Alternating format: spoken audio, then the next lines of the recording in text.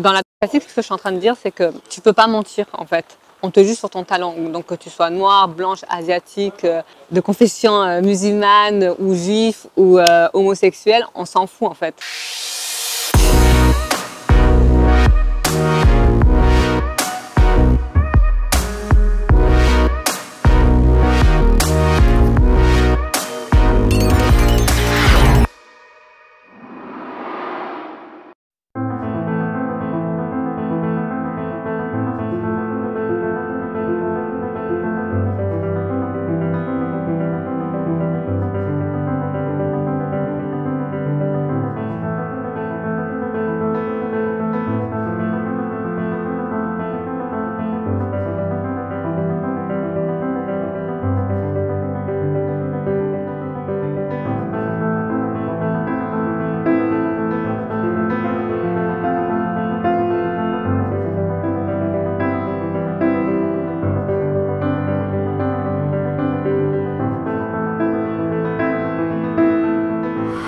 Alors, pour mes 8 ans, ma mère m'a emmenée voir danser le Lac des Cygnes par l'Opéra de Paris.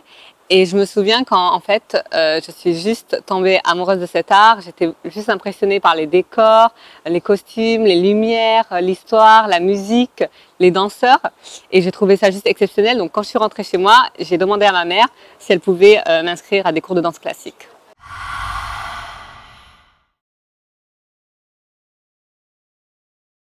Ma mère était d'origine franco-algérienne et mon père est d'origine capverdienne. Et j'ai envie de dire que ma mère est une femme de ménage et mon père est maçon, donc il n'y avait vraiment aucun lien face à la danse classique. Donc j'ai eu l'opportunité d'intégrer le Bolshoi Ballet Academy en tant qu'élève boursière parce que mes parents ne pouvaient pas se permettre de me payer l'internat et les études là-bas. J'ai appris la rigueur, la discipline. Il y avait un côté assez militaire à Moscou, mais encore une fois, j'étais la première élève noire à avoir intégré cette école. Ça a toujours été quelque chose de naturel, d'être la première fan de couleur quelque part. Mais même quand j'étudiais à Saint-Thomas d'Aquin, c'était un collège et lycée privé. C'est vrai que j'étais la seule petite fille noire aussi à étudier là-bas. Donc ce n'est pas juste dans la danse classique, c'était aussi dans mes études, dans les écoles que je fréquentais. Au sein de mes proches, j'ai le droit à quelques réflexions quand j'étais plus jeune. Après quelques échecs, j'avais eu l'occasion d'auditionner au sein de l'École nationale supérieure de danse de l'Opéra de Paris. J'ai eu un refus. Et c'est vrai que parmi mes proches, j'ai eu des réflexions du genre « Pourquoi tu t'acharnes? Pourquoi courir derrière un rêve au final qui ne se réalisera pas ?» Tu n'as toujours pas compris qu'ils ne veulent pas de jeunes femmes avec les cheveux grainés. Et ça, c'était mes proches qui me disaient ça. Pas mes parents, heureusement, mais j'ai eu le droit à ce genre de réflexion. Et ça, c'est des préjugés au final. J'étais juste une petite fille, ça me faisait pleurer au début. Et puis en grandissant, j'ai réussi à m'affirmer et au final, j'avais juste envie de leur démontrer le contraire. J'avais juste un objectif, c'était de devenir danseuse et pour moi, il était hors de question que j'arrête parce que des gens me chuchotaient des choses négatives, quoi.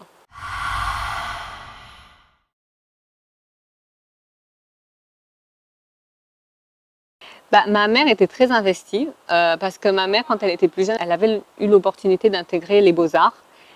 Mais sa mère ne l'avait pas laissé faire. Donc, du coup, j'ai vu que tout au long de sa vie, elle avait vraiment ressenti beaucoup de frustration et elle voulait vraiment pas que cela m'arrive. Donc, elle m'a toujours soutenue. Elle a cumulé des ménages, payé mes cours particuliers de danse et pour pouvoir justement me soutenir financièrement pour mes auditions. Mais après, pour mon père, qui avait immigré en France, il avait eu vraiment une enfance très difficile et pour lui, il a réussi de passer par les études et pas par la danse. Donc oui, ça n'a pas été toujours facile. Il y avait un peu un choc culturel à la maison parce que j'allais à l'école, j'apprenais à devenir une femme forte, libre et je rentrais à la maison, j'avais l'impression des fois de me retrouver dans une époque style Moyen-Âge. Donc ça n'a pas été toujours facile, mais bon, au final, je me suis quand même affirmée et ils ont accepté mon choix. Enfin, je ne sais pas si vous avez vraiment fait attention, mais par exemple, quand on va voir des ballets ou des opéras, ou même quand on va au musée, il n'y a pas, enfin moi je trouve personnellement qu'il n'y a pas beaucoup de gens de couleur ou de maghrébins et tout ça. Et je prends un exemple tout simple, hein. Il y a 3 jours de cela, je suis allée regarder une soirée Matsek à l'Opéra de Paris et c'est quand même une salle assez importante. et c'est vrai que nous étions juste 2 personnes de couleur. Et j'ai trouvé vraiment ça impressionnant, surtout dans une ville comme Paris, où il y a plein d'ethnicités qui avaient... ouais, je trouvais vraiment que c'était pas normal qu'il y ait juste une certaine classe sociale qui vont voir des ballets. Donc peut-être parce qu'aussi ce n'est pas assez accessible.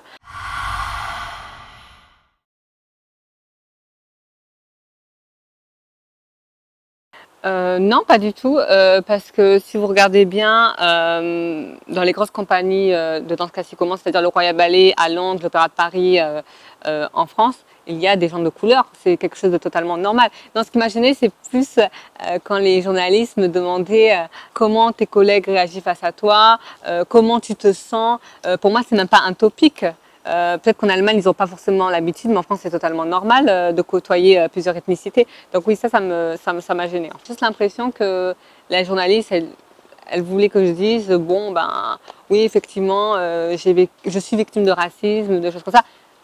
Or que pas du tout. Dans la danse classique, ce que je suis en train de dire, c'est que tu peux pas mentir, en fait. On te juge sur ton talent. Donc que tu sois noire, blanche, asiatique, de confession musulmane ou juif ou homosexuel, on s'en fout en fait.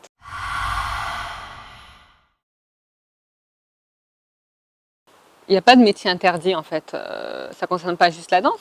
Si le petit garçon ou la petite fille rêve de devenir avocate ou docteur, enfin, il n'y a vraiment pas de métier interdit. Et des fois, il ne faut pas forcément écouter sa famille, il faut juste poursuivre ses rêves. Il faut bosser et poursuivre ses rêves. Et ne jamais perdre confiance en soi. C'est le plus important, je pense.